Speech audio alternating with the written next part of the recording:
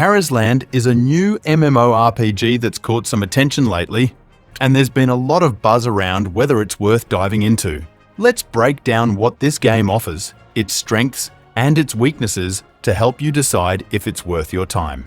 When jumping into Tarisland, it's hard not to immediately compare it to other big MMORPGs, especially one particular title from Blizzard. However, let's approach Tarisland on its own merits without those comparisons. Starting fresh, Tarisland has some promising aspects, but also some notable flaws. Let's get the less impressive aspects out of the way first. The game's story is quite weak. While the NPCs are somewhat memorable, the overall story fails to leave a lasting impression. It feels rushed, and the pacing is all over the place. The plot zips through various catastrophes without much coherence. Unless there's a major twist coming later, the story is forgettable.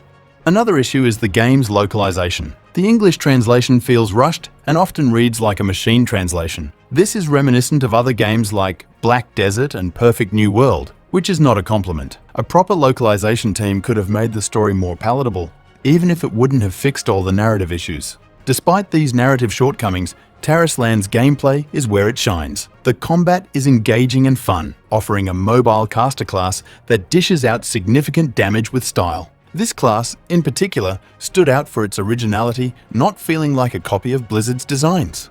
The locations visited during leveling are pretty and enjoyable to explore. While there are some familiar design elements, the overall aesthetic is pleasing. The dungeons are also a highlight. Though they aren't groundbreaking in mechanics, they are engaging. Some dungeons have unique elements like turning into sheep to escape wolves or diverting bomb-laden minecarts, which adds a fun twist to the usual formula.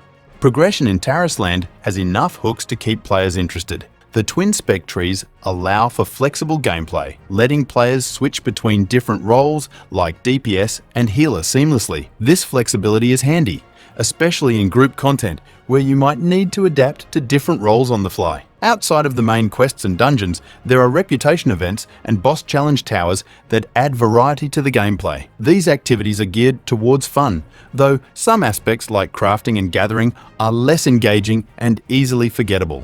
Tarisland isn't without its issues. The elite difficulty dungeons, for example, don't necessarily increase the challenge in meaningful ways. Instead, they inflate boss HP pools, which can make encounters feel tedious rather than challenging. This is compounded by the need to buy MP potions mid-dungeon from a pop-up marketplace. While this doesn't force players to spend real money, it feels like a strange design choice. Speaking of spending money, the cash shop in Tarisland didn't seem overly aggressive. It mostly offers cosmetics, and the game doesn't push you towards it excessively. However, there have been complaints about energy costs related to crafting and gathering, which is something to be aware of. Overall, it doesn't seem like Tarisland is trying to drain players' wallets excessively, which is a plus.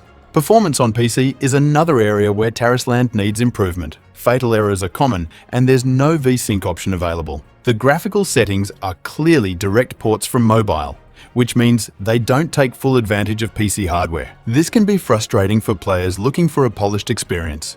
Tarisland has its moments of fun and originality, particularly in its combat and dungeon designs. However, the story and localization leave much to be desired. The gameplay is solid enough to keep players engaged, and the flexibility in progression is a nice touch. However, technical issues and some questionable design choices hold it back. It's not a groundbreaking MMORPG and doesn't offer a home game experience for those looking for the next big thing. But for what it is, Tarisland competently delivers a fun experience that can be enjoyable if you're willing to overlook its flaws. If you enjoy MMORPGs and are looking for something new to try, it's worth giving it a shot. Just manage your expectations regarding its story and technical performance, and you might find it a fun diversion.